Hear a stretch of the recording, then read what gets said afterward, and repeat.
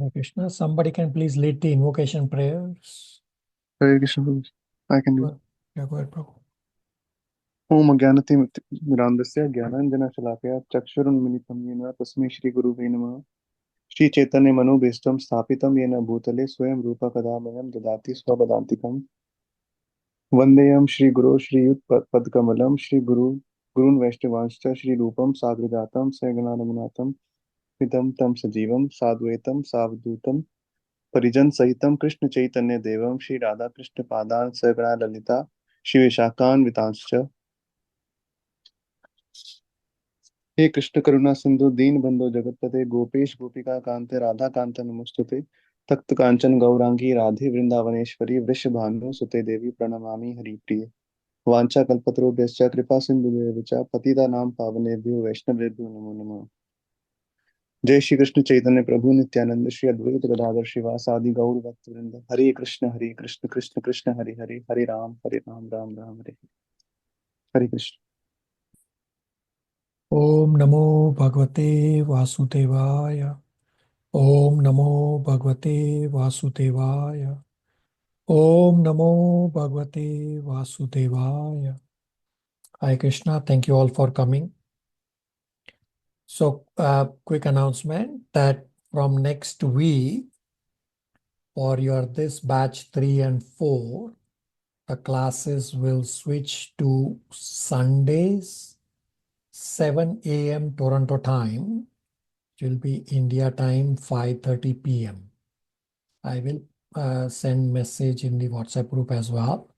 But make note that from next week, instead of Saturdays, will be Sundays. So 8th December onwards, Sundays, Toronto time, 7 a.m.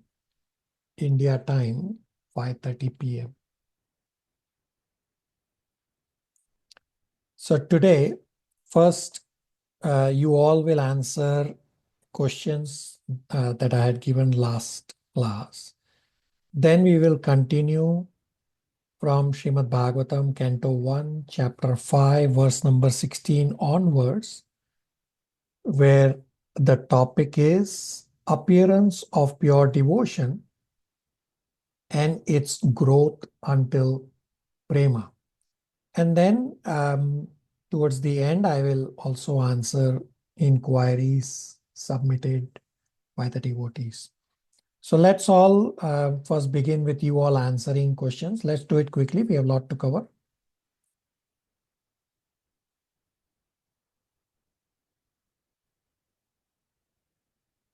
Somebody?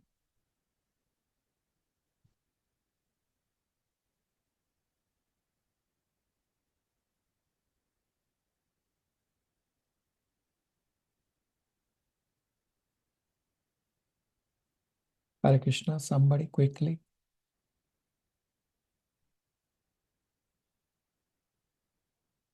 Shivangi. Hare Krishna Prabhuji, I can answer the question on explain that Vyasatitam.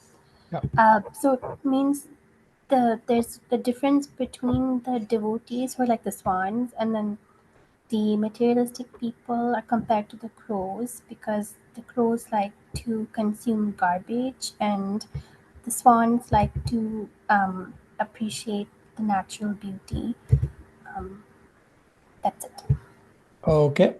Okay, very good. So devotees, swan-like devotees are Paramhamsa who go to Srimad Bhagavatam, Bhagavad Gita scriptures, and the pilgrimage of crows, meaning materialistic people, they go to ordinary literature. Okay, very good. Chandan Prabhu. Prabhuji, the first question about the dissatisfaction of Srila Vyasadeva. The reason he has not spread the glories of the Lord. And Narada recommended Vyasadeva that he should describe the path of devotional service to the universe. This would cure him from dissatisfaction. If I am correct, I may be. Okay, very good. Correct. Yeah, very good. Correct point. That anything which is not connected with Krishna no matter how perfect it is, it will still be the cause of dissatisfaction. Okay, very good. The second one, can I follow this? Yeah, go ahead. That Vyasam. And the devotees are compared with the crows and the swans. Both are birds, but the crows, they take the food from the garbages. They take pleasure in the garbage center. But the swan is not like that, and it is towards the scenic beauty, reservoirs and water resources with lotus flowers. Like that, men of materialistic nature and like the crows categories attracted towards market literatures of refused remnants. They do not glorify the Lord. They are dull of material energy. Whereas the men of swan categories are spiritually advanced. They enjoy the literatures glorifying the Lord, like Srimad Bhagavatam and Bhagavad Gita. They render transcendental service to the Lord. This is my understanding. Okay, very good. Thank you. Correct point. Okay, quickly, rest of you, the other two questions.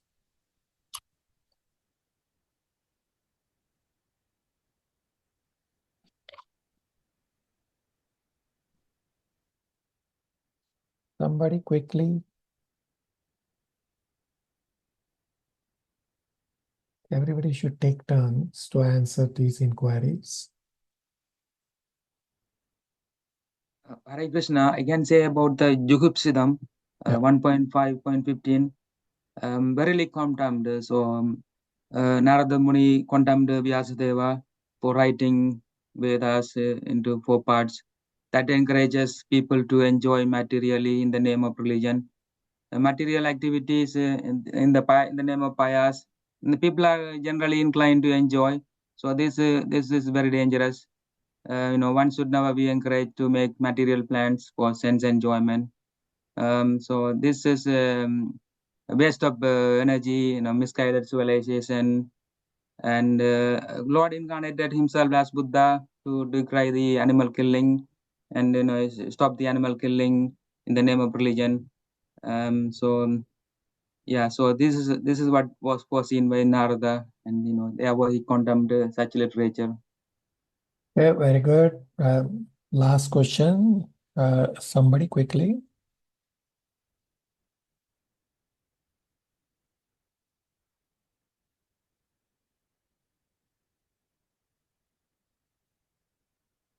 Prabhuji, can I try, Prabhuji? Yeah. It is about Janata Aga. There's people in general with the sins Aga. There are so many unwanted literatures people grab. They are all with the sense gratification. So this induces people materialistically to fight with each other, and they developing jealousy, and it leads to the war among the nations. All this, the transcendental literatures like Srimad Bhagavatam will diminish such activities to bring harmony. Such type of sins can be reduced. This is what my understanding, Prabhuji. Okay, very good. That Srimad Bhagavatam will bring a revolution in the impious lives of this civilization. That is Janata Agaha Viplavu. Okay, very good. So now we'll continue from Srimad Bhagavatam, Canto 1, Chapter 5, verse number 16 onwards, where our topic is appearance of pure devotion and its growth until prema. So just a recap or a context as to where we are. Srila Vyasadeva is not satisfied from compiling Vedas, Mahabharata, etc. And Srila Narada Muni condemns Srila Vyasadev's compromising attitude with the word Jugupsitam, that people will follow Vedas as the standard of religion instead of following Srimad Bhagavatam. Compromising spirit of Srila Vyasadeva is condemned with an analogy that an expert physician does not compromise with the patient by allowing the patient to take partially something that the patient should not take at all. So, and the other point is that devotees are compared as Paramhamsa, just as swans do not go to garbage for their food, and ordinary people are compared to crows, just as crows go to garbage for their food. The devotees go to relish Srimad Bhagavatam, Bhagavad Gita like literatures. Even though Srila Vyasadeva is incarnation of God, how can he be dissatisfied? Because Krishna infused this dissatisfaction so that Srimad Bhagavatam can appear on earth. So I'll continue from verse number 16 onwards. Shivangi, 16 translation. Just one second, Prabhuji.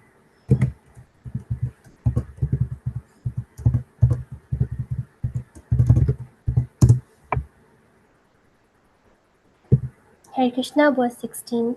The Supreme Lord is unlimited. Only a very expert personality, retired from the activities of material happiness, deserves to understand this knowledge of spiritual values.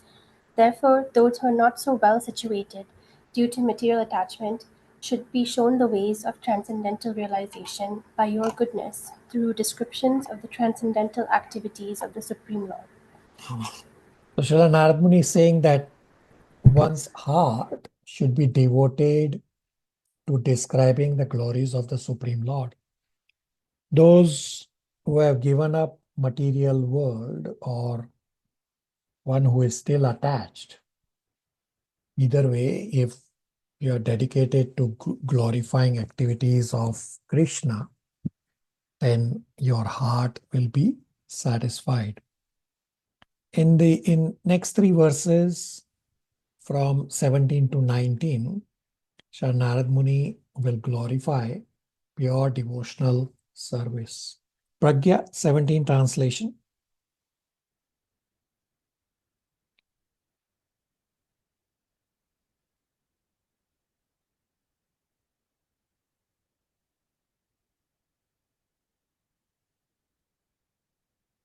Pragya.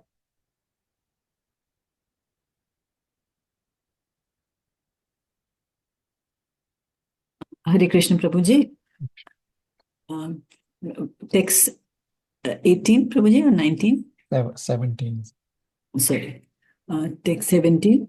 One who has forsaken his material occupations to engage in the devotional service of the Lord may sometimes fall down while in an immature stage, yet there is no danger of his being unsuccessful. On the other hand, a non-devotee, though fully engaged in occupational duties, does not gain anything. Text 18. Hold on. It's a pretty well-known word that fruitive karma is the cause of misery. Therefore, give up and engage in Shravanam, Kirtanam, Vishnu, Smaranam, all these 9 activities which are of pure devotional service. What is the benefit from doing regular karma? Nothing. If one does not reach perfection by following Krishna consciousness, then what will happen is that to such devotee who has not completed Krishna consciousness is explained in Bhagavad Gita 2.40 and 6.40 that devotee will continue in next life from where he left off in the current life, meaning there is no loss. Hence, everyone should focus on devotional service of the Lord. Those who are not wise should not instruct about karma marg. Now, a question may come up. When karma marg is explained in Vedas, then why you all devotees are not following karma marg? The answer is one who knows the highest good. Those who know that the highest good can be attained by devotional service only. then how can they instruct anyone on the path of karma marg? Example is that expert physician does not prescribe to take food that is not helpful even if the patient desires. Hence, one will not instruct karma marg because it is injurious on the path of Krishna consciousness. Therefore, give up your occupation and take shelter of Krishna. Pragya, read 17 purport, please. Faster pace.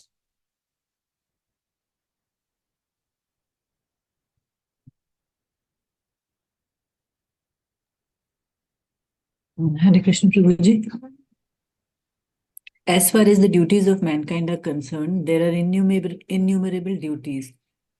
Every man is duty bound not only to his parents, family members, society, country, humanity, other living beings, the demigods, etc., but also to the great philosophers, poets, scientists, etc. It is enjoined in the scriptures that one can relinquish all such duties and surrender unto the service of the Lord. So if one does so and becomes successful in the discharge of his devotional service unto the Lord, it is well and good. But it so happens sometimes that one surrenders himself unto the service of the Lord by some temporary sentiment, and in the long run, due to so many other reasons, he falls down from the path of service by undesirable association. There are so many instances of this in the histories. Bharat Maharaj was obliged to take his birth as a stag due to his intimate attachment to a stag. He thought of this stag when he died. As such, in the next birth, he became a stag, although he did not forget the incident of his previous birth. Similarly, Pitraketu also fell down due to his offenses at the feet of Shiva. But in spite of all this, the stress is given here to surrendering unto the lotus feet of the Lord, even if there is a chance of falling down. Because even though one falls down from prescribed duties of devotional service, he will never forget the lotus feet of the Lord. Once engaged in devotional service of the Lord, one will continue the service in all circumstances. In the Bhagavad Gita, it is said that even a small quantity of devotional service can serve one from the most dangerous position. There are many instances of such examples in history. Ajmila is one of them. Ajamila is in his early life was a devotee, but in his youth he fell down. Still, he was saved by the Lord at the end. Hare Krishna. Questions, comments, realizations?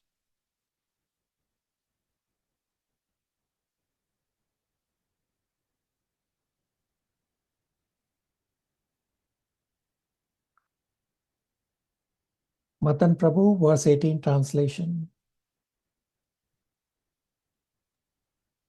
Hare Krishna. Persons who are actually intelligent and philosophically inclined should endeavor only for that purposeful end, which is not obtainable even while wandering from the topmost planet Brahmaloka down to the lowest planet Padala. As far as happiness derived from sense enjoyment is concerned, it can be obtained automatically in course of time, just as in course of time we obtain miseries even though we do not desire them.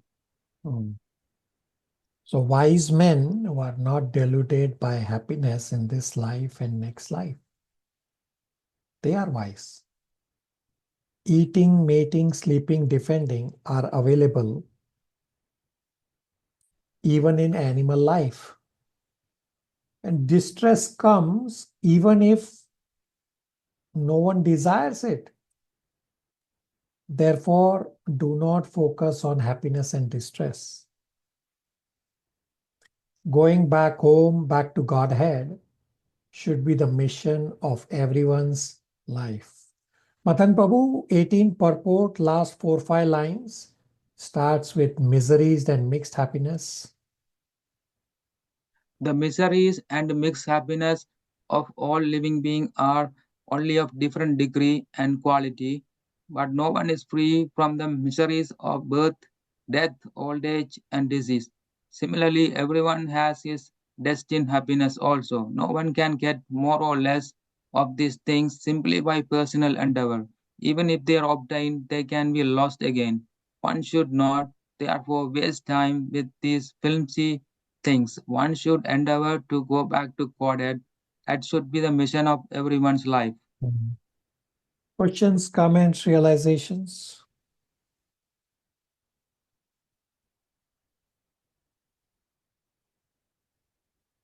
Mansi, verse 19, translation. Hare Krishna Prabhuji. Verse 19.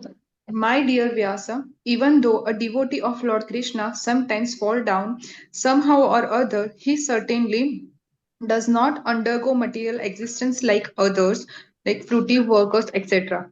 Because a person who has once relished the taste of the lotus feet of the Lord can do nothing but remember that ecstasy again and again.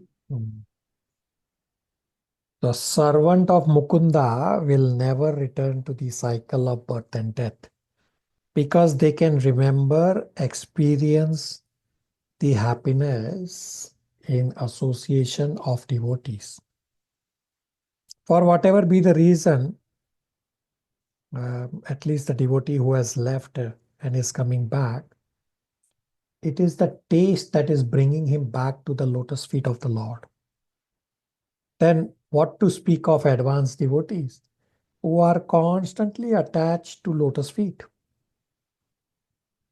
Vishwanath Chakravarti Thakur explains, one who has tasted devotional service, he will not be able to give up such practices of devotional service because while doing devotional service, he becomes prideless.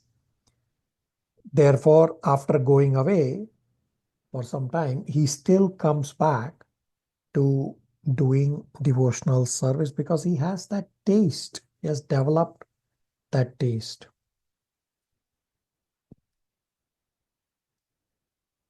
So in verse number 20, Narada Muni is saying to Srila Vyasadeva that you, Srila Vyasadeva, should glorify Supreme Personality of Godhead. Now question may become, who is this Supreme Personality of Godhead? And this is described in verse number 20. Kunal Prabhu? Yeah, Hare Krishna. Prabhuji. The Supreme Personality of Godhead is himself this cosmos, and still he is aloof from it. From him only has this cosmic manifestation emanated. In him it rests, and unto him it enters after annihilation. Your good self knows all about this. I have given only a synopsis. So who is this Supreme Personality of Godhead? The answer is from whom the cosmic manifest. He maintains, he only remains, he is the only one who remains after annihilation, meaning he is beginning, middle, and end. So it's philosophically explained that how everything is God, meaning the cosmos is also God, because it's coming from God and there is a connection. And Srila Prabhupada gives the example of a tree, that leaves are connected with the tree. This is called extension of Supreme Personality of Godhead, that how the Supreme Personality of Godhead can be perceived through his extension, through his energies.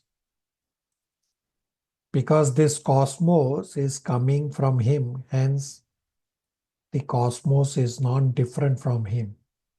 He has extended himself through his energies, through the cosmos. And therefore, Srila Prabhupada is explaining this with the example of the tree and leaves.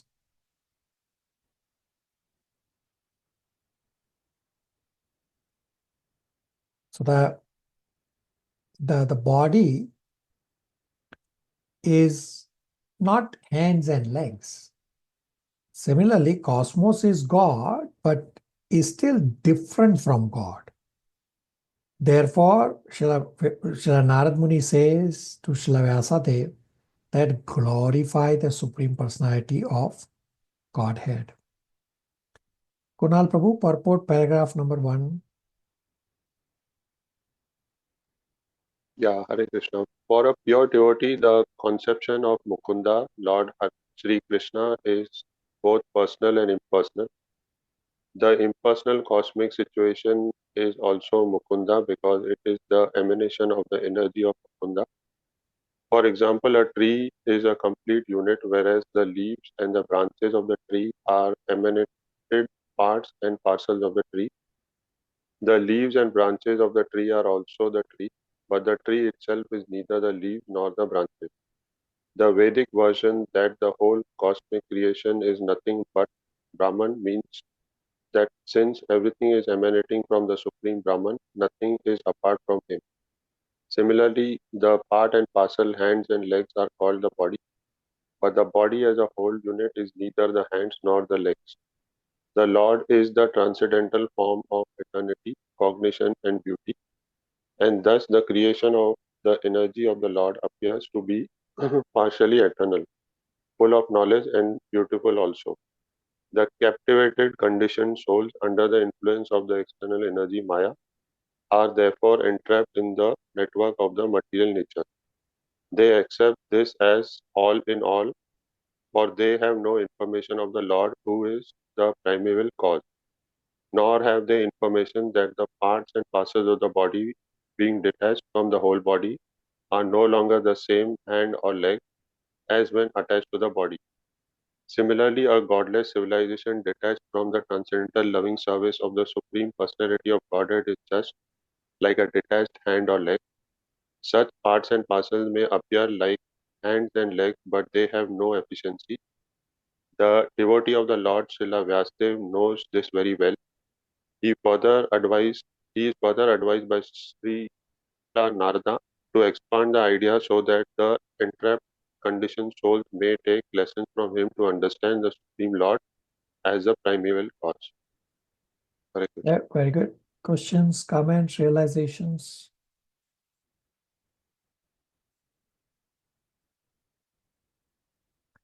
Okay, Chandran Prabhu, verse 21 translation. Hare Krishna. Translation 21. Your goodness has perfect vision. You yourself can know the super soul personality of Godhead because you are present as a plenary portion of the Lord. Although you are birthless, you have appeared on this earth for the well-being of all the people. Please, therefore, describe the transcendental pastimes of the Supreme Personality of Godhead, Sri Krishna, more vividly. Hare Krishna. A pretty straightforward verse that Srila Narada Muni is advising Srila Vyasadeva to describe the pastimes of Supreme Personality of Godhead. Divya 22 translation. Hare Krishna, 22 translation. Learned circles have positively concluded that the infallible purpose of the advancement of knowledge, namely austerities, study of Vedas, sacrifice, chanting of hymns, and charity, culminates in the transcendental descriptions of the Lord, who is defined in choice poetry. So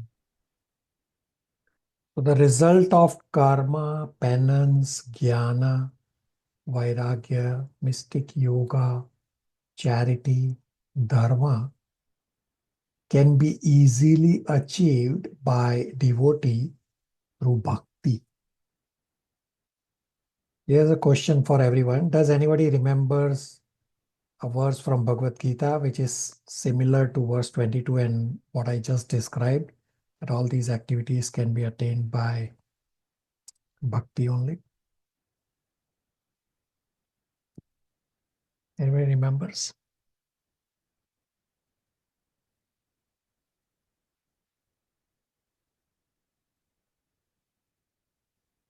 Even if you don't remember the verse, do you remember the essence?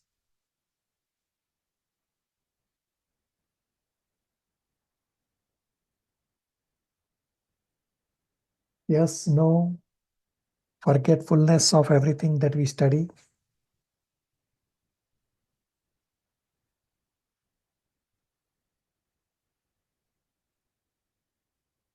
Okay, Krishna is described similarly in Bhagavad Gita 11.53 and 54.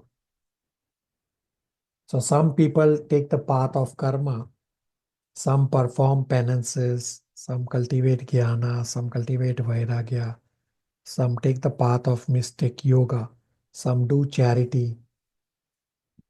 One can get the respective results from these activities simply by executing devotional service.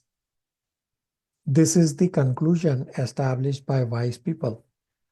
Therefore, Srila Narada Muni is advising Srila Vyasadeva to describe the glories, pastimes of the Supreme Personality of Godhead for the benefit of all. If you read Bhagavad Gita 11.53, Krishna says, studying Vedas by penance, by charity, by worship, it is not possible to see Krishna. And how to see Krishna's form is stated in Bhagavad Gita 11.54 that only by undivided devotional service can I be understood as I am standing before you, Arjuna. Questions, comments, realizations?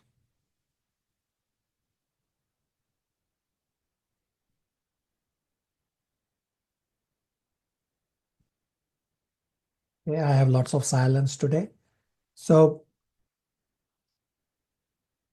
part 3 is verses 23 to 31. Now, whatever we have read so far, do you all believe in it? Yes, no? Yes, I mean, we Prabhuji. believe in it, but we have not experienced it. So, Okay. So why will you believe it? because it is Shastra. Okay. Rest of you. So give me some solid reason. Do you believe or would you like something more for this?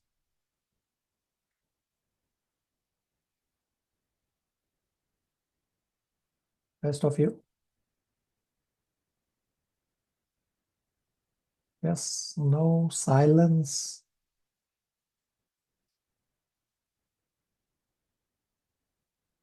So somebody says, glorify Supreme Personality of Godhead. Do you believe it or would you like to know more before you start believing it?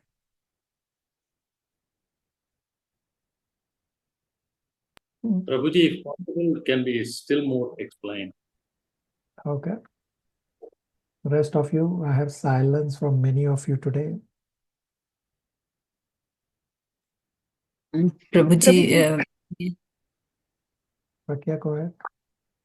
Prabhuji, I was saying that there is a belief, but to tell it to others, that confidence is not there. That Very we good. can communicate it to others. That confidence is not there, but that belief and faith is there definitely deeply. Okay, very good. Shivangi. Prabhuji, you're asking because now Narad Muni is going to talk about his experience with bhakti, and that's going to help Srila Vyasadeva Yeah. understand why he should be writing about Krishna's personal pastimes. Okay, very good. Very good reading the chapter before coming to the class. Very good. Mansi, was it you or somebody wanted to speak? Yes, Prabhuji. Actually, I believe in Lord Shri Krishna, but like this Shastra and everything. But I want to know more about the Lord Krishna because that the Mataji said that confidence. I don't have any confidence to explain further to preach to someone. Yeah, very good. So what Pragya and Mansi and then also Shivangi would explain that this part 3, verses 23 to 31, title is Narad Muni narrates his past life. So in this chapter 5, the reference to Srila Narad Muni, the reference is to Narad Muni's previous life when he was a small boy as a maid servant. So Narad Muni has so far described that you, Srila Vyasadeva, should describe the pastimes of Supreme Personality of Godhead. It is going to definitely benefit everyone. So the question I asked is, a question may come up Okay, but is there any evidence to what you are saying that this is going to benefit to some people? So that's what Pragya and Mansi and others were also saying, that we don't have the confidence to tell to anybody. And therefore, Narad Muni gives his own experience that how this process of Bhakti Yoga has helped him, that this study of Srimad Bhagavatam has helped him. So when you see the life of Srila Narad Muni, he is describing that how you are aspiring, what you are lacking in your practice. I want everyone to have undivided attention because this is a pretty heavy discussion and a lot of practical aspect as well as will come up for many of you at a personal level also. So what Narad Muni is describing in this section is that Narad Muni was a 5-year-old ordinary Shudra boy. And the process of Bhakti Yoga, the reading of Srimad Bhagavatam, the result is that in the next life, this ordinary 5-year-old boy goes on to become a pure devotee that we now know as Srila Narad Muni. So even though the reference in this chapter 5 says Narad Muni, but that reference is not to the Narad Muni that we know today. That reference is to the Narad Muni in his previous life when he was an ordinary 5-year-old Shudra boy. So when we read all this discussion from this point on, that when you see the life of Srila Narad Muni, what he is describing about himself, so you ask yourself, how are you aspiring? What are you lacking in your practice of Krishna consciousness? What is stopping you to bring in the proper frame of consciousness and the mind to practice devotional service in such a way that definitely the appearance of pure devotion will be there in your life also. And you have to ensure from your aspirations that this will grow to the stage of prema. Means what you desire to do through studying these sections in terms of applying the principles taught by Srila Narad Muni's personal life example. I'll repeat this very important statement. We have discussed this from day one, that how you relish Srimad Bhagavatam is by applying bits and pieces or the whole chapter for yourself. Therefore, what you desire to do through studying these sections in terms of applying the principles taught by Srila Narad Muni's personal life example, how you will apply those principles in your execution of Krishna consciousness so that your pure bhakti will develop and grow to the stage of prema. What are your aspirations? How are you going to put yourself in that consciousness like Srila Narad Muni? Or how Narad Muni attained this pure bhakti? And that's what Srila Narad Muni is describing, that how did the 5-year-old ordinary Shudra boy get this pure bhakti to go on to become Srila Narad Muni? Means what actually you will do in your personal life experience.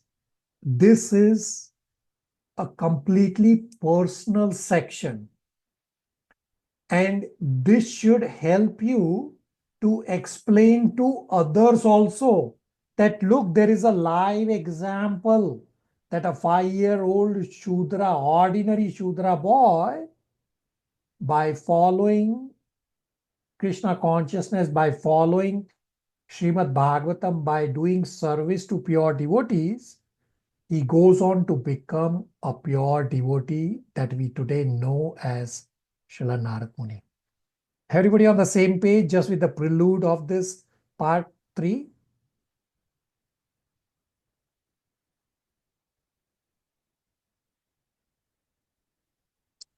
Yes, Ji Prabhuji. Prabhuji. So verses 23 to 28 describe the appearance of pure devotion and its growth until prema. These are pretty heavy verses and a very practical section as well. So in these verses, we will see that devotee's mercy is the cause of pure bhakti. Many of you are going to come to do services tomorrow at the Toronto temple, and I will explain. I've already explained this earlier also, and I will explain again tomorrow that how our dear Aditi Mataji, who's an elevated devotee, that by her mercy, we are able to do services again. And therefore, devotee's mercy is the cause of pure bhakti. So those of you who are coming tomorrow, after this discussion, should thank Aditi Mataji as well tomorrow. That how an ordinary 5-year-old boy of a maid servant, a Shudra boy, goes on to become a pure devotee like Srila Narada Muni. Dipanshu Babu, 23 translation.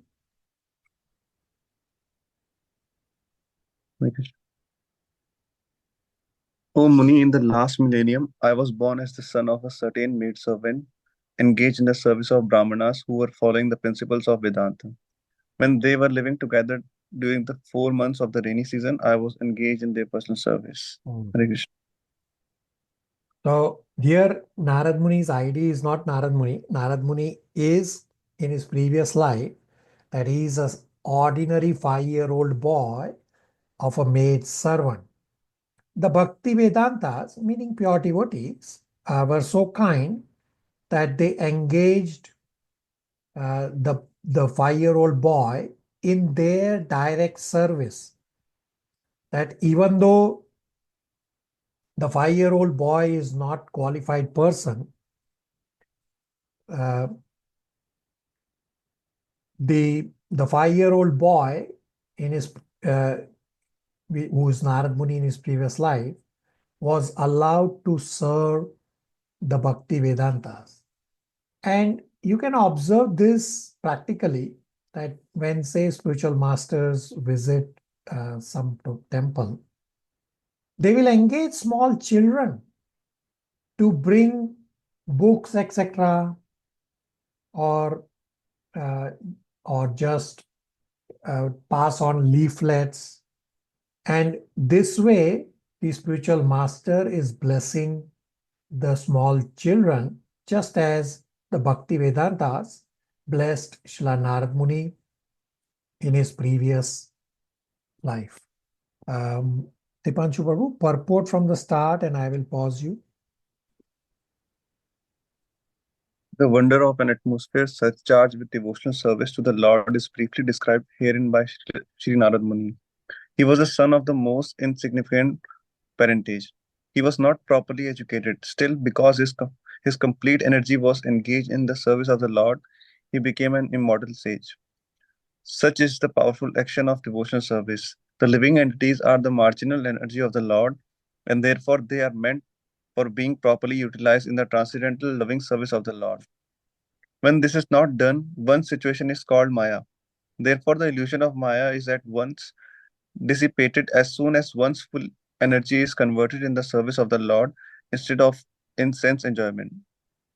From the personal example of Sri Narad Muni in his previous birth, it is clear that the service of the Lord begins with the service of the Lord's bona fide servants. The Lord says that the service of his servants is greater than his personal service. Okay, Service. what did the Lord say? The Lord says that service of his servants is greater than his personal service. Therefore, we have to serve the devotees. Narad Muni is saying that even though I did not have anything bad, but they still blessed me. Then I started practicing. Then by practicing bhakti, it attracted their mercy even more. These are the aspirations you should have, that practice bhakti so as to attract mercy of Bhakti Vedantas. Questions, comments, realizations?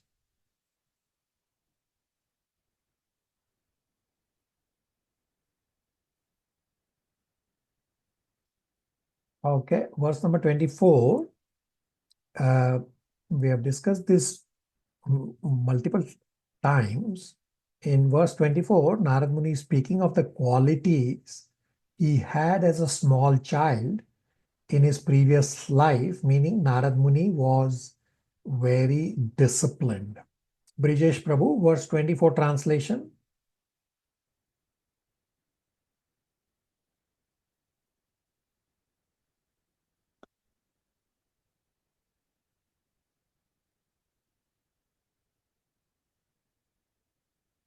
Brijesh Prabhu.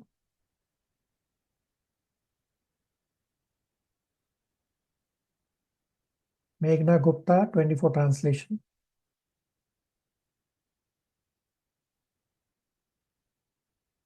Hare Krishna Prabhu, is it just Canto 1, chapter 5, verse 24. yeah.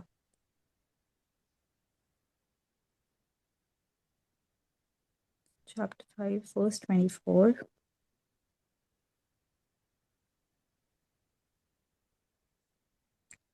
Although they were impartial by nature, those followers of the Vedanta blessed me with their causeless mercy. As far as I was concerned, I was self-controlled and had no attachment for sports, even though I was a boy. In addition, I was not naughty and I did not speak more than required. So Narad Muni is saying that I was completely sense-controlled. Example, children are attracted to toys, but Narad Muni did not have any toys because he was not inclined on sports, etc. Narad Muni would not speak more than required. Narad Muni was not restless. He's all this Narad Muni is referring to the 5-year-old boy in his previous life. He was self-controlled, not restless, and not attached to toys, and will speak only what was required. The Bhakti Vedanta were impartial to everyone. They blessed this 5-year-old boy with their mercy. Meghna, the purport 24, last two lines, it says, without being self-controlled.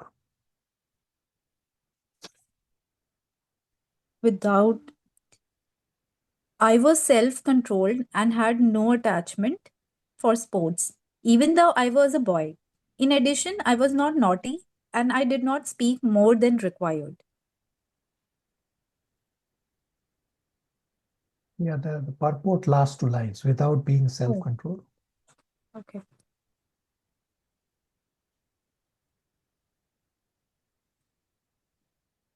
Without being self-controlled, without being disciplined, and without being fully obedient, no one can become successful in following the instructions of the spiritual master. And without doing so, no one is able to go back to Godhead. This line should be engraved in your mind, that without being self-controlled, without being disciplined, and without being fully obedient, no one can become successful in following the instructions of the spiritual master. And without following the instructions of spiritual master, no one is able to go back to Godhead. So these are your aspirations as to what type of attachments you have for games or other things, or whatever be your situation. Then what you are going to do on a go-forward basis so that you are always in association of devotees and in the Krishna conscious movement, and how you are aspiring to develop this pure bhakti. So I want everyone to have undivided attention on this point, that from the start of Bhagavad Gita, I have explained this 1.5.24 verse about discipline as being real step number 1. And simultaneously at the start of Bhagavad Gita, I had also provided Srila Prabhupada's lecture on this 1.5.24 on the topic of discipline. So now I have generally stopped saying to you all about the need to complete spiritual endeavors every week. So those of you who do not do the weekly endeavors, ask yourself, what exactly are you aspiring for?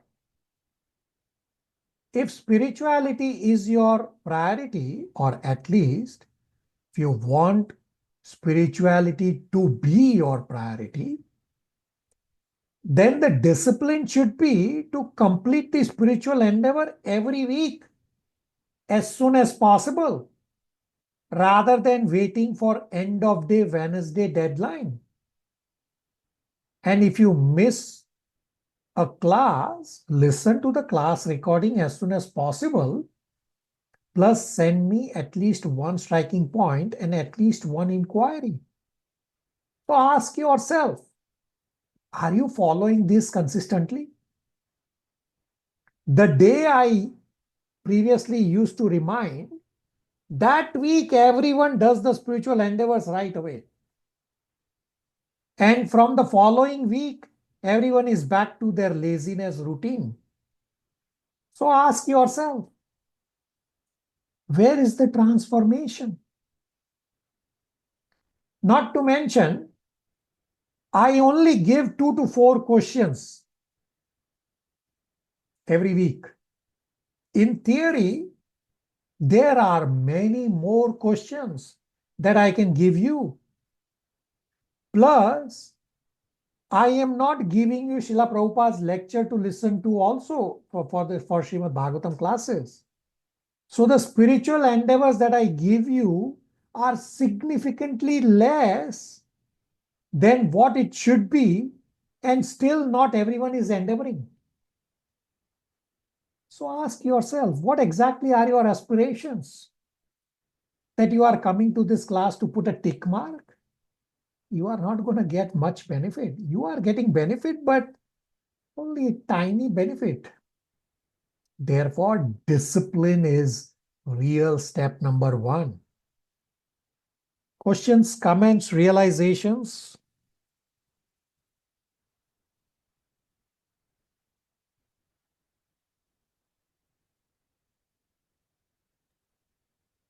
Prabhuji, Narada Muni is talking about his past life where he was a child who was disciplined and who was, obedient.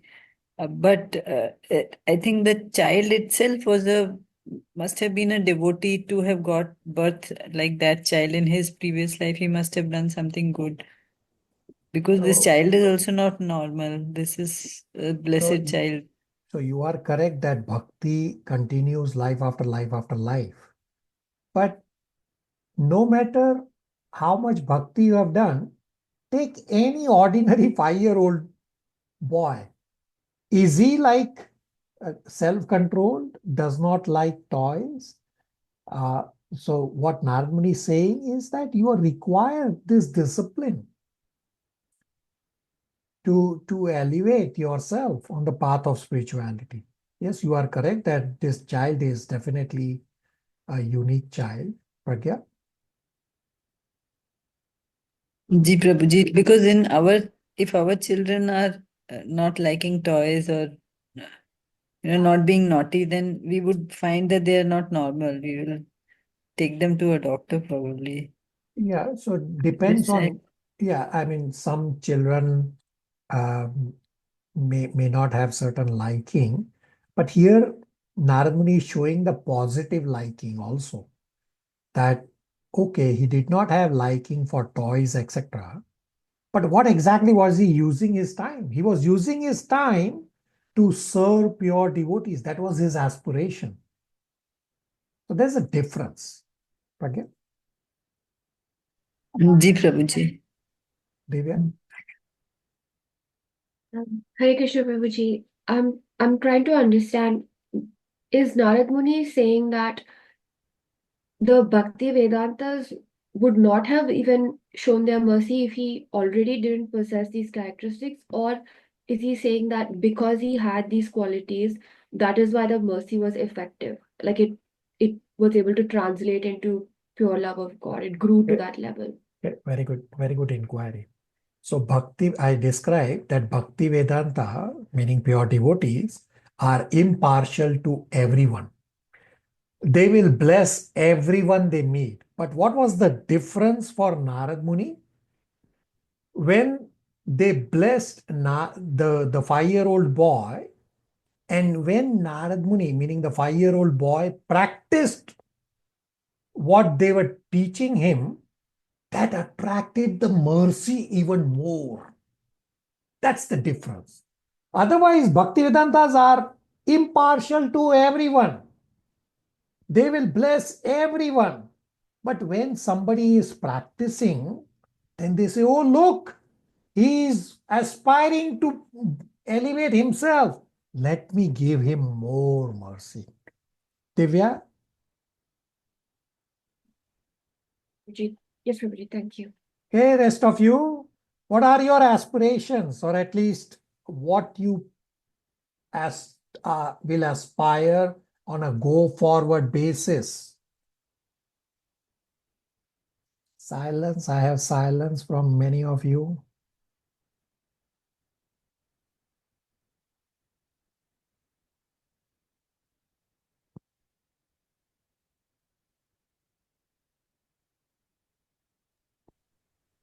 Prabhuji aspired to be more disciplined in our pursuit towards bhakti. So how will you translate your verbal thing? Prabhuji, now that we are associated with these classes, I have not been doing the assignments for many weeks. There were disturbances. So maybe I have to come back to reading of the scripture and attending the assignments that is given. Yeah, I have described that Maya is very tricky. And to Pragya, I have also explained this offline, that Maya makes you busy in other things so that Krishna is priority number infinity or is not a priority at all. So ask yourself, isn't that what has happened to many of you without you realizing? Okay, rest of you, I still got silence, even though I asked everybody to unmute and speak. Did it hit you very hard? Just the first verse. This is just step number 1. Did the verse hit you hard?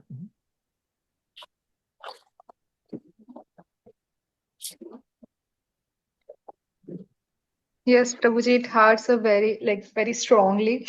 But I don't understand where I'm lacking, like how to manage the job and the spiritual endeavor. I don't know where I'm lacking, but still, like I know I'll I'm send you. lacking, but Yeah, how to manage? Yeah, Mansi, I will send you. So you have joined partway through, so you have not listened to this 7-minute lecture, which I will send it to you separately. Rest everybody has probably heard this lecture, which is titled First Priority is to keep the first priority as the first priority. So you determine what is your aspiration. What is your priority? Is your priority maintaining body, eating, meeting, sleeping, defending? Or is Krishna consciousness your priority? That will drive you to having spirituality as your first priority. So I will send this 7-minute lecture to Mansi. If somebody else wants it, can ask me again. Rest of you, I think, have all heard it. If you have it, you can listen to it again. So in terms of Mansi's question, how to do it? Well, you determine what is your aspiration. That's exactly the question I asked at the start of this section. What exactly is your aspiration, Mansi? Everybody? Prabhuji, actually, I want to I want to manage my job with I want to read, I want to listen, I want to chant, but somehow I am able to manage to chant, but I'm not able to read on daily basis. Yeah. So So I'm find, yeah, very good. So find devotee association and set a discipline. Now, if you set a discipline of, say, I will read 1 hour every day, you are bound to fail. Start small. Start 15 minutes. There are devotees here present also who have formed a group who read offline by themselves every day or frequently. Join their group. Even the spiritual endeavor, many devotees do it collectively. Oh, this is perfect, because they are trying to get help from other devotees. Because as Divya has said in the chat, discipline is very challenging. I agree, it is challenging, because we have lived this life of sense enjoyment for 155 trillion years. So find support system for yourself. Find devotee association. There are devotees present here. Let's see who all do it. I think it's Meghna, Malti, Raksha, and Zizel, and probably Archana. I'm not sure all the names. Yes, Prabhu. Right? So what they do is, okay, I understand this by myself is difficult. So let's form a group. They all discuss the endeavor. They submit one submission on the Google form. This is perfect. This is devotee association. This is 10.9 Bhagavad Gita. Mansi? Yes, Prabhuji. I'll connect with them. I think so. I know I have Malti's contact number. Okay, and you are going to meet, you will, even if you don't have contact, you're going to meet some of them tomorrow when you come for services. Yes, Prabhuji. Okay. Divya?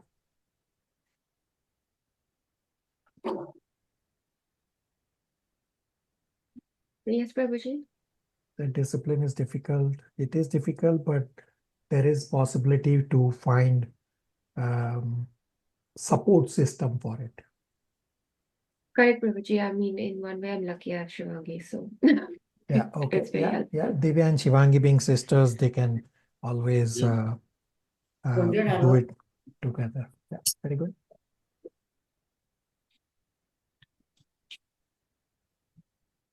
All right, verse number 25. I think everybody has read. Let's start over from again. Shivangi, 25 translation. Hare Krishna. Once only by their permission I took the remnants of their food, and by doing so all my sins were at once eradicated. Thus being engaged, I became purified in heart, and at the time the very nature of the transcendentalist became attractive to me. Hare Krishna. So here Narada Muni is describing that how he came to the platform of Ruchi. He says only once after taking permission from the Bhakti Vedantas, this 5-year-old boy, he washed their plates, and by taking permission, this 5-year-old boy took the remnants of their prasad. So this point is very important. By taking permission to honor the remnants, only then all the sins of Narad Muni were at once eradicated. Not that this 5-year-old boy would bring the plates and start eating the remnants by himself. No. First, you have to take permission. This is the process from becoming free from the sins. Thus, the boy is saying that by taking the remnants of the prasad, which became Maha Prasad, this 5-year-old boy became fully purified. So many of you have had Maha Prasad from my spiritual master also. And if you recall, I had given like a very tiny pinch, real tiny pinch. And some of you were surprised, is that all I need? Yes, that's all you need because the permission was taken. And that's all you need to get purified. This is how this 5-year-old boy developed the taste for devotional service, which the Bhakti Vedantas were executing. That means when you are in good association of devotees who are spiritually advanced, you try to associate with them and automatically you will develop the taste for the type of devotional service or the ruchi they have in Krishna consciousness. So many of you are book distributors. Why you are book distributors is because many of you have had the Maha Prasad of my spiritual master, His Grace Vaisheshika Das Adhikari, and my spiritual master being the head of the book distribution, at least in North America. I mean, he's well known throughout. That's how you got that taste of being a preacher. Everybody realizes, many of you who have had Maha Prasad,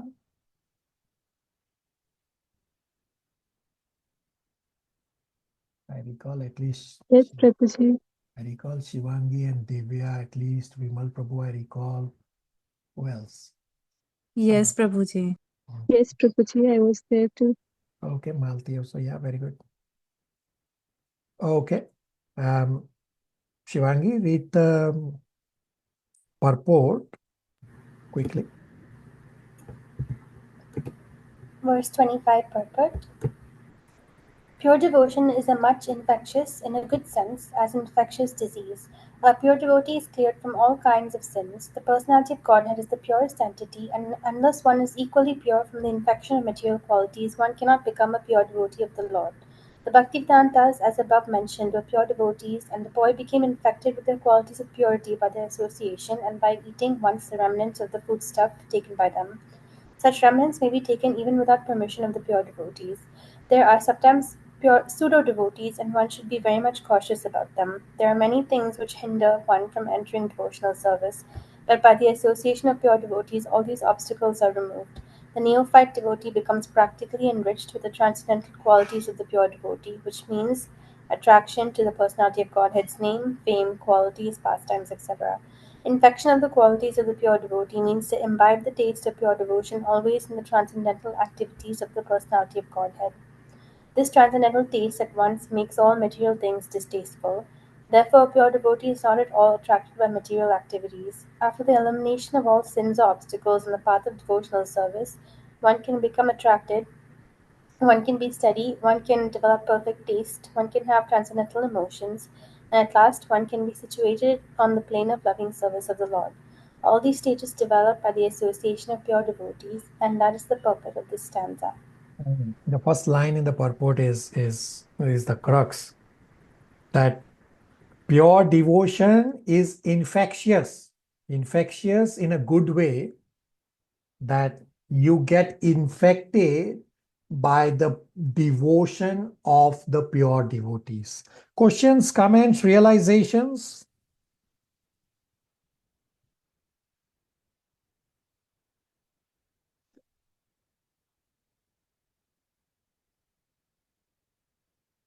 The next, what happened is, by association of pure devotees, you will be purified of anarthas from the heart, just as the 5-year-old boy got purified. And the 5-year-old boy also developed ruchi by executing transcendental activities, what the Bhakti Vedantas were engaged in.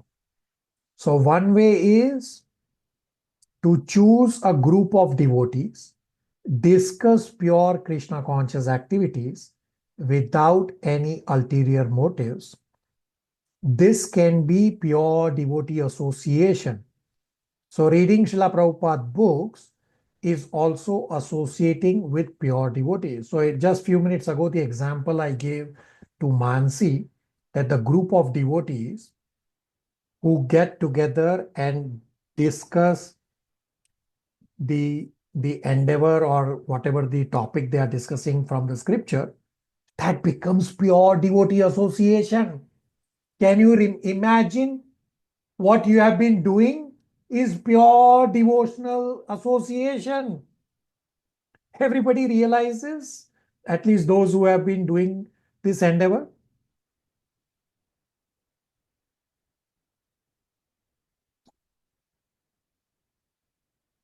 Shivangi? Yes, Prabhuji. Thank you, Malti. Shivangi?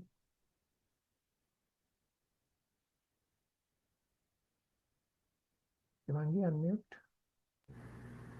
Yeah, I had a question, Prabhuji. Who is Narad Muni's spiritual master? Does he have one? Like Brahmaji.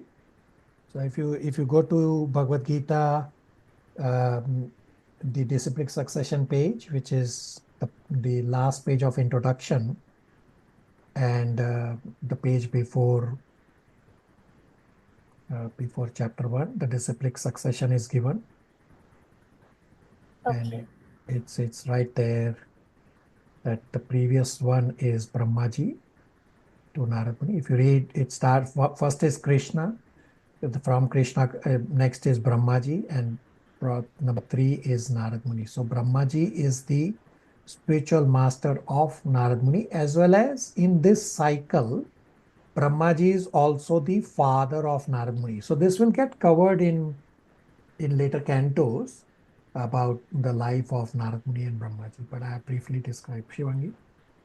But it sounds like these Bhaktivedantas like basically acted as the spiritual master. Like he became fully purified. So why did he need another spiritual master? So understand that the 5-year-old boy, what we are reading in chapter 5, is the previous life of Narad Muni, where he was a 5-year-old boy. Right? And at that time, he was present among the Bhakti Vedantas, who, yes, they acted as his Siksha Guru at the time, because he had not taken initiation at that time when he started serving them. Of course, it will go on to explain more in the following chapter about what happened with this 5-year-old boy. But at this time, when the 5-year-old boy goes on to become a pure devotee. So Narad Muni actually became pure devotee in his previous life. This all will come up in the discussion in chapter 5 and chapter 6 that we are reading, that Narad Muni became a pure devotee in his previous life, and then the millennium ended at that time.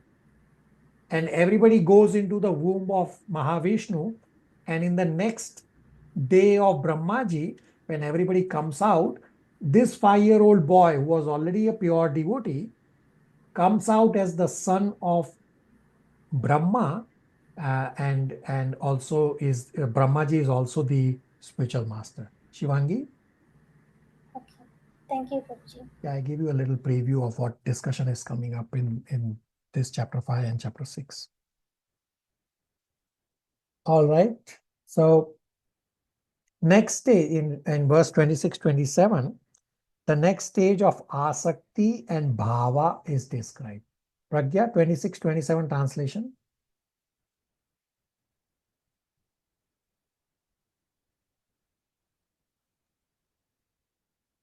Prabhuji, just a moment. Prabhuji, when we have expanded this a verse, how do you go back to the previous page? You can either hit back, or at the top there will be a link. You can just. But there the expanded verse, that at the bottom when we go, it goes to the expanded form of the verse where the purport is also there. So what are you using? Are you using some app, or are you using web browser? Yes, Prabhuji, Veda base web.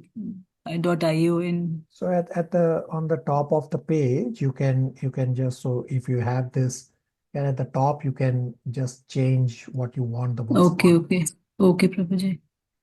I'm going to 26 now. I was on 25. Or at the bottom of the page, you have the next. You can click next. Yes. That I've done. Verse 26, chapter 5, translation. O Vedavyasa, in that association and by the mercy of those great Vedantists, I could hear them describe the attractive activities of Lord Krishna, and thus listening attentively, my taste for hearing of the personality of Godhead increased at every step. Verse 27. O great sage, as soon as I got the taste of the personality of Godhead, my attention to hear the Lord was unflinching. As my taste developed, I could realize that it was only in my ignorance that I had accepted gross and subtle coverings, for both Lord and I are transcendental. Hare Krishna Prabhuji. So go back to 26 purport, and halfway through you are reading by hearing the narration of pastimes of the Lord. From that point, okay? Okay, Prabhuji. By hearing the narration of the pastimes of the Lord, one contacts directly the personality of Godhead. And as explained before, by hearing about the personality of Godhead from within, all accumulated sins of the mundane creature are cleared. Thus, being cleared of all sins, the hearer gradually becomes liberated from the mundane association and becomes attracted to the features of the Lord. Narada Muni has just explained this by his personal experience. The whole idea is that simply by hearing about the Lord's pastimes, one can become one of the associates of the Lord. Narad Muni has eternal life, unlimited knowledge, and unfathomed bliss, and he can travel all over the material and spiritual worlds without restriction. One can attain the highest perfection of life simply by attentive hearing of transcendental pastimes of the Lord from the right sources. As Sri Narada heard them from the pure devotees, Bhakti Vedantas, in his previous life. This process of hearing in the association of devotees is especially recommended in this age of Kali. So those of you who asked this question that, okay, we understand what Narad Muni has said about, Narad Muni has said to Vyasadeva to glorify the Supreme Lord. And you all said, yes, we have faith, but it's hard to convince others. So make them read this 26 purport halfway through, which clearly answers what your question was. That by hearing the narration of the pastimes of the Lord, one contacts the personality of Godhead directly. And the result is that a 5-year ordinary Shudra boy goes on to become a pure devotee that we know as Srila Narada Muni. Everybody, does that answer your inquiry that you all had at the start of this section?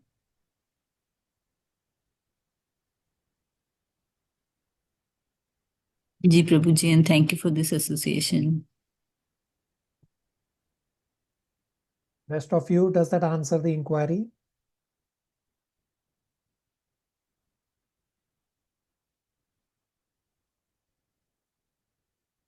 So another important point in the purport, what we just read. So we have always discussed that you should, of course, hear from pure devotees. But in the paragraph, Prabhupada said simply by hearing. Prabhupada didn't say hearing from pure devotees. Simply by hearing. Yes, you are supposed to hear from pure devotees. But what does Prabhupada refer to here? Simply by hearing. So the whole idea is that simply by hearing about the pastimes of the Lord, one can become an associate of the Lord. You choose. So I gave this example a few minutes ago about the group of devotees doing spiritual endeavor in a group. So you choose one or more devotees with whom you are not going to discuss anything except Krishna Katha. Maybe spending good amount of time studying Srimad Bhagavatam, Chaitanya Charitamrita, or Nectar of Devotion, etc. Meaning, if you are simply just trying to understand the science of God that have been explained, and if you have some doubts, then discuss with the advanced devotee. This is sufficient enough at the early stages of sadhaka. That's exactly what I described that the few devotees, I named Meghna Gupta, Archana, Malti, Raksha, Zizel. I don't know if there may be others, I don't know, but at least these I know. This becomes a pure devotional association because you are simply hearing Srimad Bhagavatam and discussing Srimad Bhagavatam.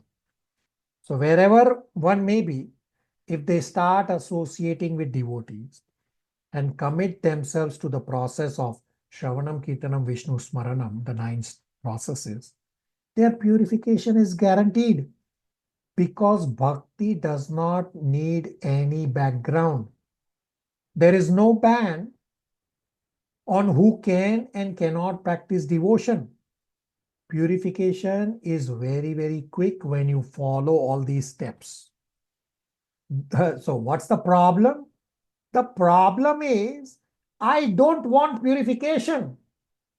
Look for yourself. Do you really want purification based on your actions? Based on your actions about spiritual endeavors? Based on your actions about what time you join the classes? Ask yourself, do you really want purification? That's where the problem lies. That I don't want purification. Otherwise, if you follow the process that Narada Muni is giving from this in this part number 3, you follow step-by-step process starting with discipline, then associating with devotees, hearing Srimad Bhagavatam, doing all these endeavors, serving pure devotees, then taking remnants of pure devotees by taking permission, well, your purification will become very, very quick. So having attained ruchi means taste, this 5-year-old became steadily fixed in the Lord. The 5-year-old boy's attention was fixed all the time. So when we consider this body as self, or out of ignorance or attachment to material objects, we lose attention in Krishna consciousness. Then we are able to only see our relationship with this material world and not with the Supreme Personality of Godhead. Therefore, Narada Muni is saying that in my previous life as 5-year-old boy, when I attained ruchi, here ruchi means nearing the bhava platform. At that time, the 5-year-old boy was not experiencing the gross and subtle matter. Therefore, this 5-year-old boy could see himself in his true position and transcendental to the effects of the material world, just as the Supreme Lord is transcendental to material energy. That means a devotee as sadhaka, when he commits to the bhakti process, the practice of pure devotional service, a stage will come where he will automatically feel detached from material association. This is what Narada Muni is describing. That few minutes ago, Divya said that discipline is challenging. Well, follow the steps. Narada Muni has given the steps. Then detachment from material association will become automatic.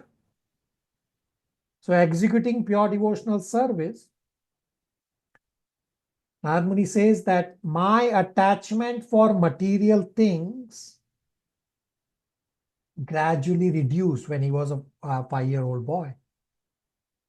If the material attachments are not reduced, then it means there is something wrong in me.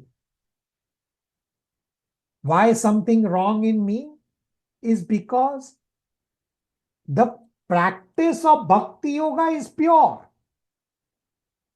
But I am not transforming, means the problem lies in me.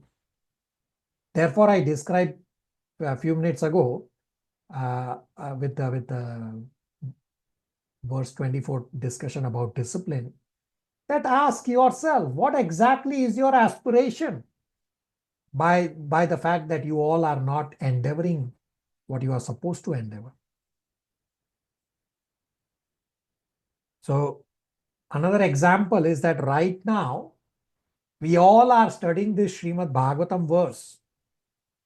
I am not talking anything mundane.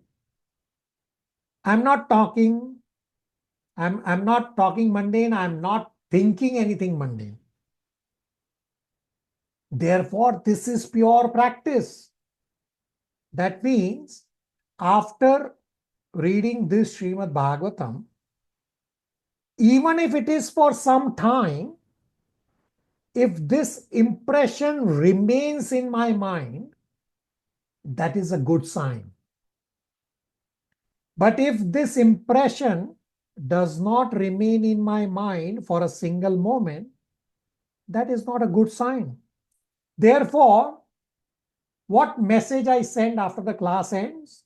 My message says to complete the spiritual endeavor while everything is fresh. Complete your spiritual endeavor without waiting for end of day Wednesday deadline.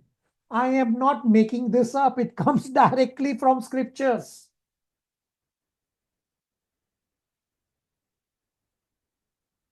Questions, comments, realizations?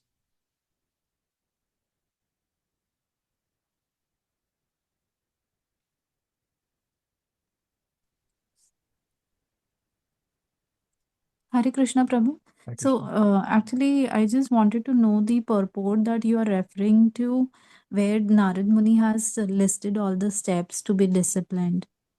So the whole steps starts from verse number 23 onwards, and it goes till 28. All the steps are given. And we'll summarize very soon. We are discussing verse by verse by verse. Verse number 24 is specific on discipline as step number 1.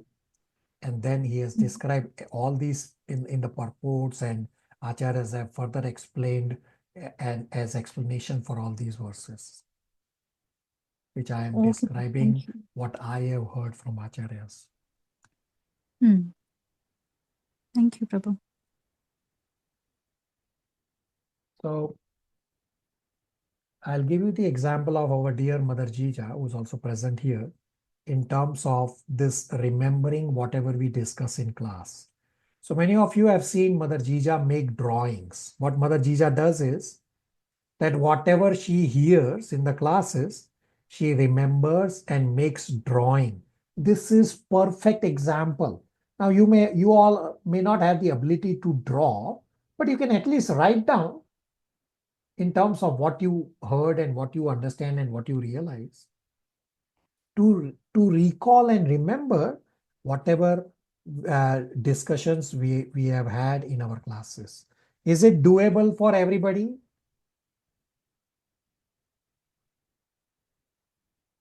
Yes, Prabhu. Yes, Prabhu.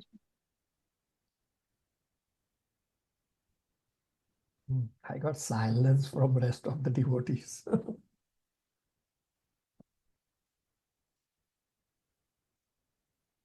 See, ask yourself, what exactly are your aspirations? Okay, verse number 28, Narad Muni explains how the stage of prema was manifested in the 5-year-old boy who is now Narad Muni. Okay, let's see. Meghna Gupta, verse 28 translation. Hare Krishna, Prabhu. I think I have to go back to 26 to 28. Next.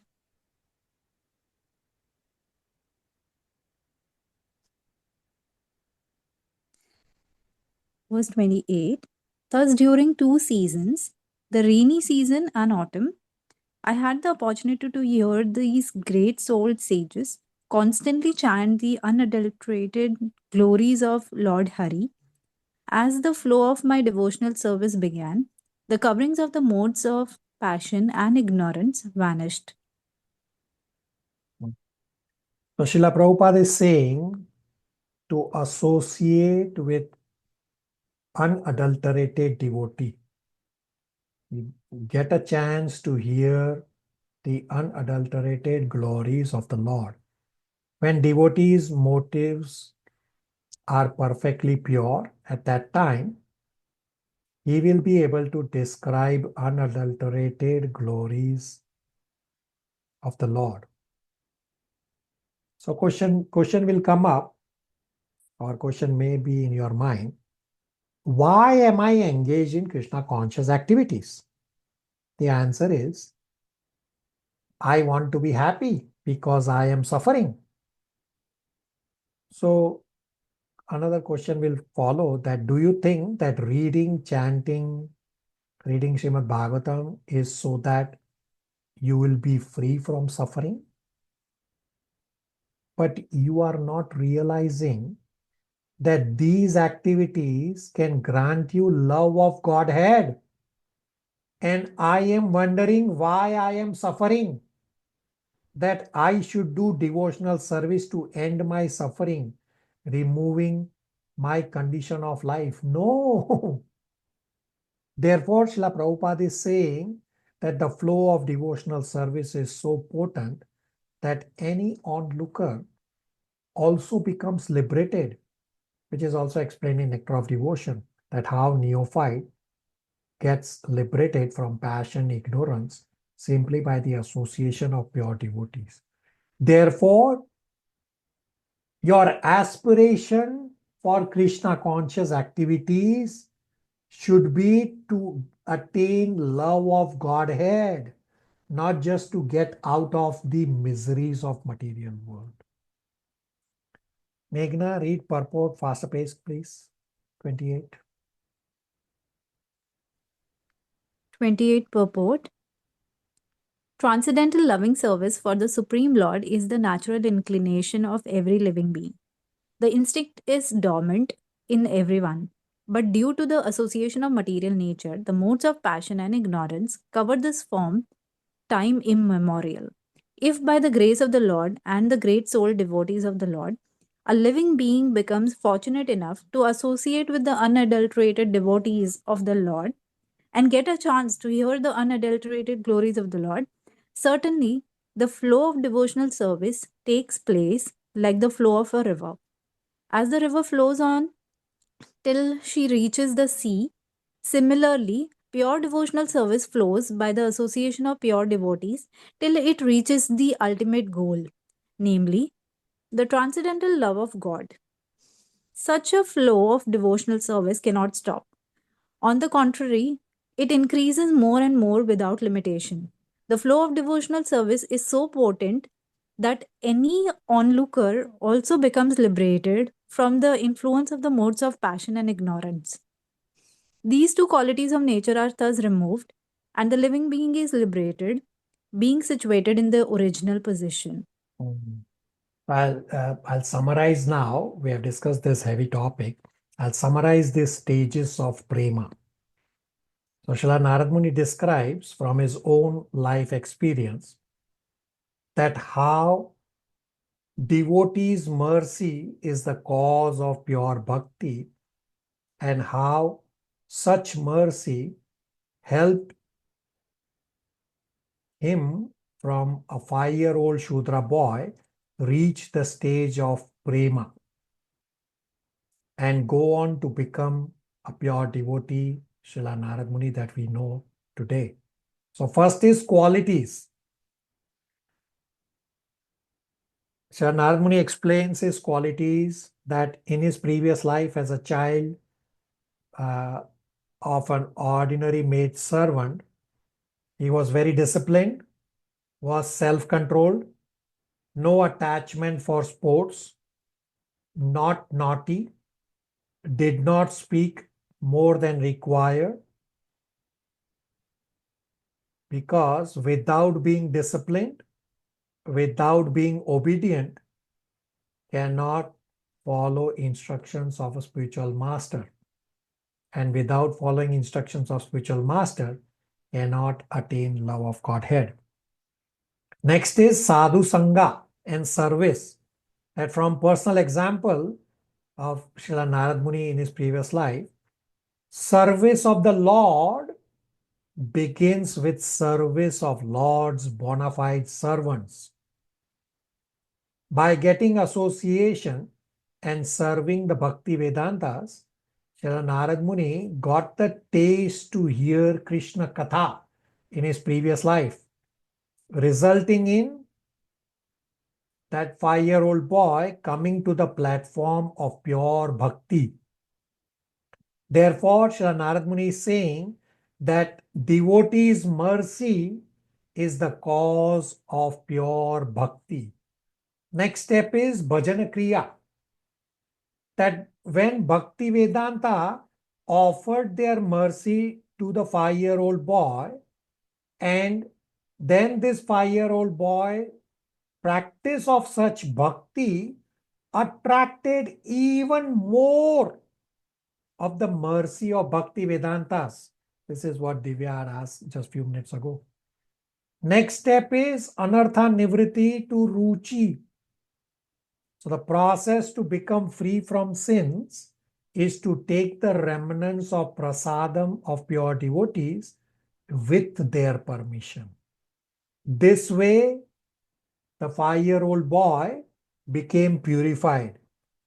And this is how the 5-year-old boy developed the taste or the ruchi for devotional service that the Bhakti Vedantas were having. I explained some of your names, how you got Mahama Prasad. I will also explain our dear Archana and our son were also during Rath Yatra time were doing services, and His Holiness Bhaktimarg Swami came to honor Prasad while we were also honoring Prasad. And I asked permission from His Holiness Bhaktimarg Swami, can we get some Maha Prasad and we'll also wash your plates? And he willingly gave the Maha Prasad, which Archana and her sons and I and a few others also honored, as well as wash the plates. Next step is asakti and bhava. So from personal experience of Narad Muni from his previous life, that simply by hearing the pastimes of the Lord, one directly contacts the personality of Godhead. All accumulated sins are cleared from within, and one can become an associate of the Lord. The result of the ruchi or the taste was that the 5-year-old boy's attention got fixed in Krishna consciousness all the time, and he automatically felt detached from material association. And the next step is prema.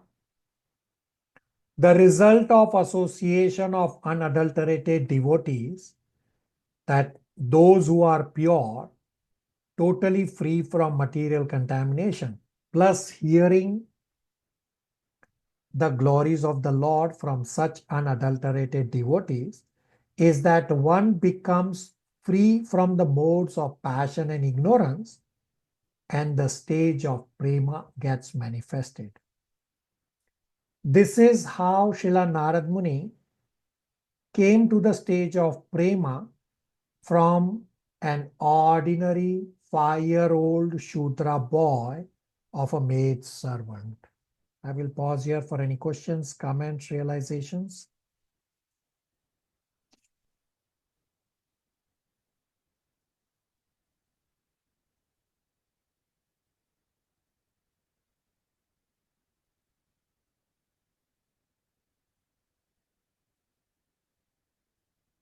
All right, I'll give you homework question. Question number 1. Explain the appearance of pure devotion and its growth till prema comes from 1.5.23 to 28. Basically, what Meghna Gupta asked is the question of your spiritual endeavor today. Next, for next class, read chapter 5, verses 29 to 40.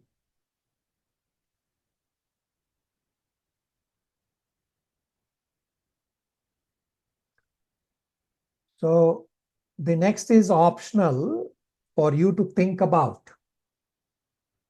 That what exactly are your aspirations? What are you going to apply from the heavy discussion we have had today? Think about it. You can answer if you want on the Google form as some striking point or action items for yourself. So it is optional. It is for you. I said this discussion is personal. So ask yourself, what exactly am I aspiring for? To be busy in the material world, in the stock exchange, with my family, or am I aspiring for purification and to get to Krishna conscious prema stage or not? So ask yourself, what exactly are your aspirations? Is discipline my aspiration or not? Yes, no, everybody wants to think about it? Yes, Prabhu. Yes, Prabhu. Hey, Prabhuji. Yeah, I've been keep saying this forever to the point that now I don't talk about it. Therefore, I say you ask yourself. All right, I will answer inquiries in the last 15 minutes now that were submitted by devotees last class. Very few devotees completed spiritual endeavor last class. So it's an eye-opener discussion from today, I am hoping. Question number 1. Is purification of self and liberation the same thing? So understand that there will be some overlap in purification and liberation. Jnanis following the Jnana Yoga process, they get purified to a certain extent, hence they attain liberation of Brahman effulgence. For Jnana Yogis, the challenge is that they want to get liberation from material entanglement, but they do not want to do devotional service. Means the purification is not at the highest level. Yes, the Jnana Yogis do attain Brahman effulgence level of liberation, but because they are not purified to the level of doing devotional service, hence they fall down. So the answer to this inquiry is in Srimad Bhagavatam 3.25, verse number 32 and 33, which explains that bhakti is superior to liberation. Means purification to the stage where one understands that Krishna is supreme enjoyer. The jiva is eternal servant of the eternal master. Hence the jiva does devotional service, whether the jiva is in the material world or in the spiritual world. Then liberation becomes the maid servant of such a jiva. Liberation is automatically attained by attaining the stage of devotional service. So I'll bring up on screen Srimad Bhagavatam 3.25.32 purport, and we'll read. Malti, are you able to read what is highlighted on screen? So this is 3.25.32 purport, paragraph number 2. And 3-4 lines down where it starts, when the service is ultimately aimed at Supreme Personality of Godhead. Malti, are you able to read? Okay. Everybody has read. Whosoever wants to read. Brijesh Prabhu, are you able to read from the screen? Hare Krishna Prabhu. When the service is ultimately aimed at the Supreme Personality of the Godhead, the senses are in their natural position. The Lord is called Rishikesha, for he is actually the proprietor and ultimate master of the senses. The senses and the mind are naturally inclined to work, but when they are materially contaminated, they work for some material benefit or for the service of the demigods, although actually they are meant to serve the Supreme Personality of Godhead.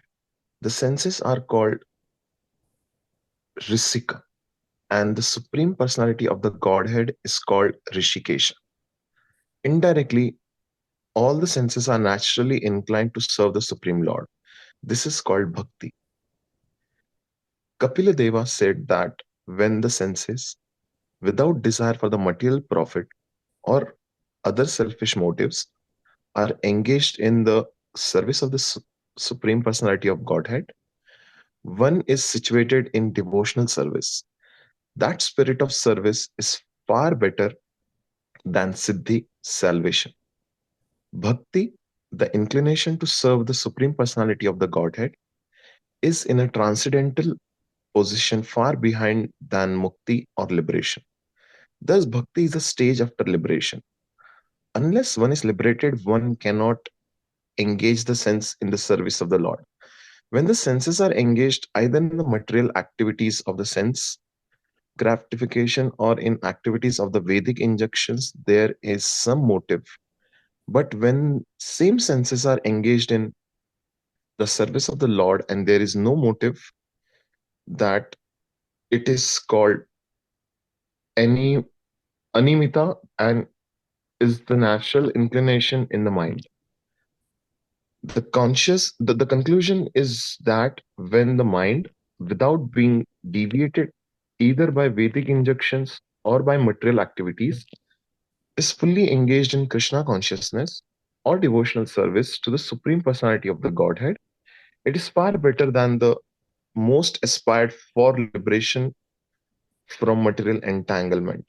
Okay, so we'll read the next purport also. So here it says that bhakti is far better from liberation, and in the middle also it says that bhakti is better than mukti or liberation. Why? Because you are in your constitutional position as eternal servant of the eternal master Krishna.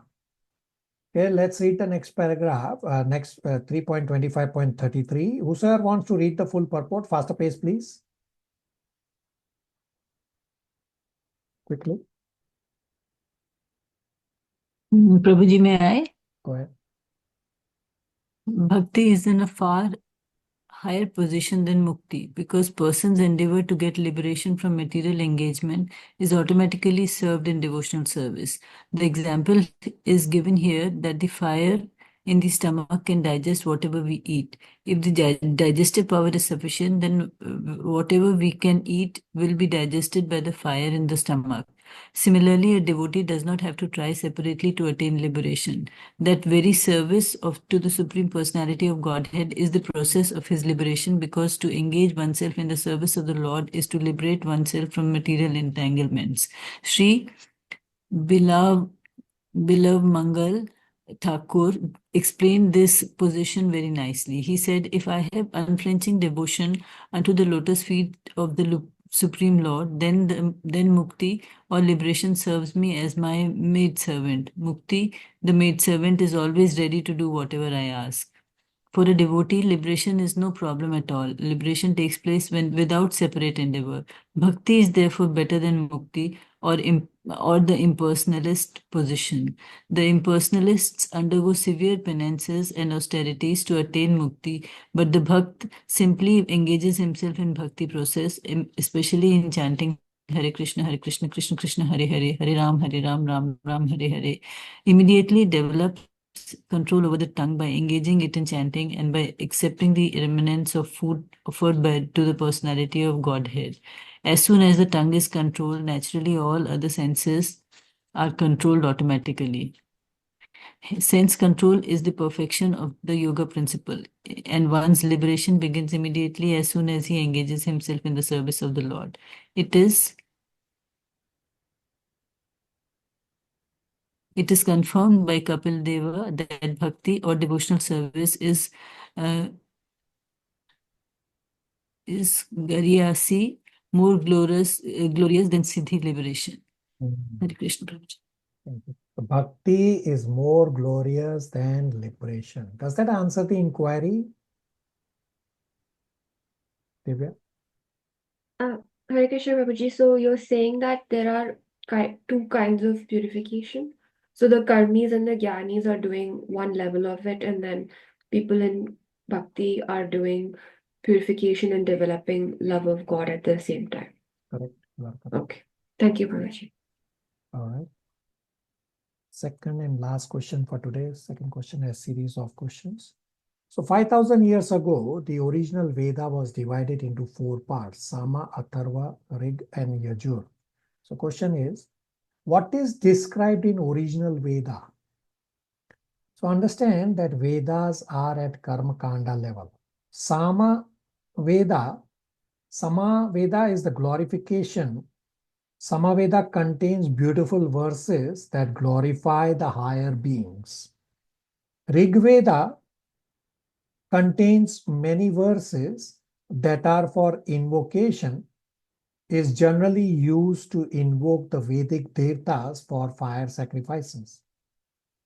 Yajur Veda means Yajur means worship. So Yajur Veda contains directions of how to worship, meaning when yajna is being performed, what all mantras are to be chanted.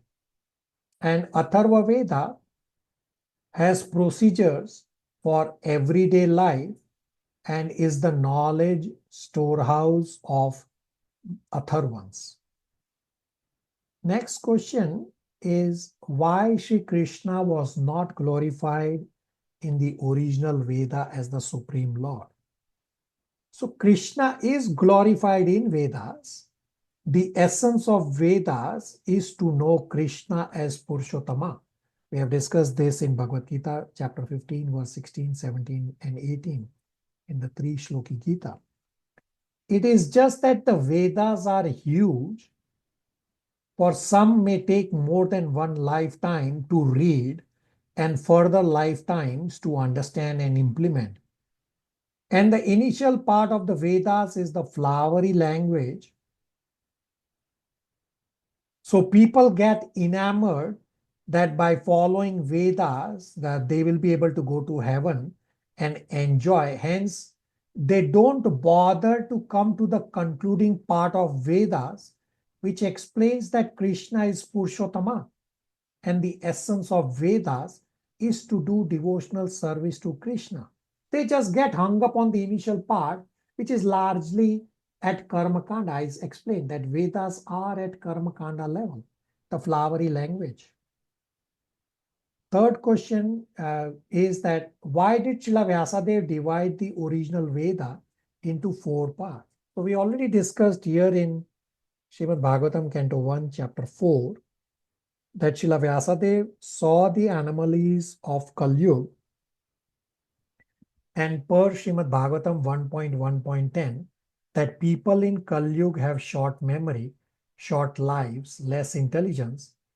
Hence, to make it simpler for people of Kali Yuga, Srila Vyasadeva divided one Veda into 4 Vedas. And the last part of the question, and then I will pause for any follow-up questions. Question number 4 is, was Srila Vyasadeva unaware that this could lead to challenges in the future, meaning writing the Vedas, etc. So we discussed at great length at our last class as well as briefly today that Srila Vyasadeva is incarnation of Krishna. There is no defect in Srila Vyasadeva. There is no defect in his compilation of the Vedas, Mahabharata, etc. It is Krishna who infused the dissatisfaction in Srila Vyasadeva so that Srimad Bhagavatam can appear on this planet. And Srimad Bhagavatam is Krishna himself. Questions, comments, realizations? Any follow-up inquiry on this inquiry?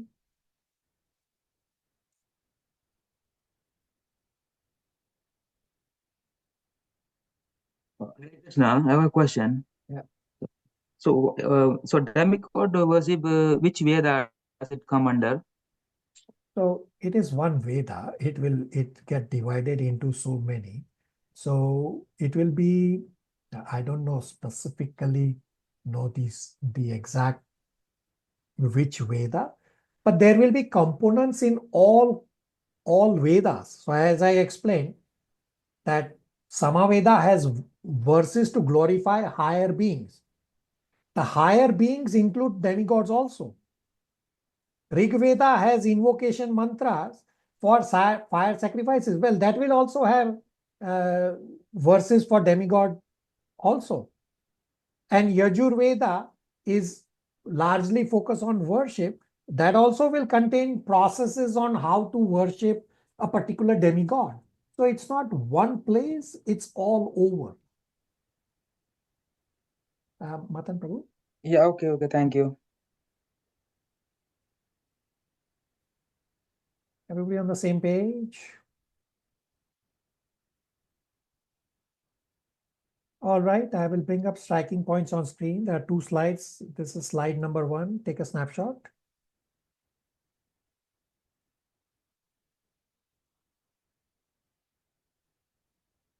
And here is slide number 2.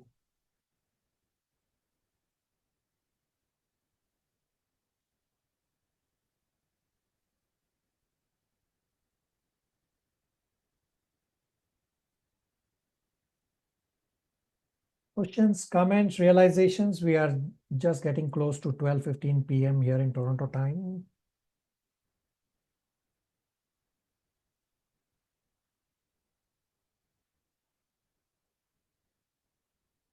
So as I explained at the start, that from next week, 8th December, Sunday onwards, this batch number 3 and 4 will move to Sundays, 7 a.m. Toronto time, which will India time will be 5:30 p.m. So make note, I will anyway post message in the WhatsApp group, but many of you may have it silenced. So another thing to consider for yourself is to unmute the WhatsApp group. You only get one message, maybe 2 messages a week. What's the point in muting this Srimad Bhagavatam WhatsApp group?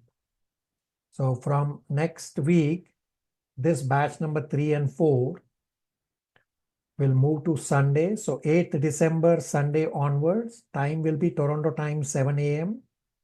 India time will be 5:30 p.m. Are we okay to stop here? Yes, Prabhuji.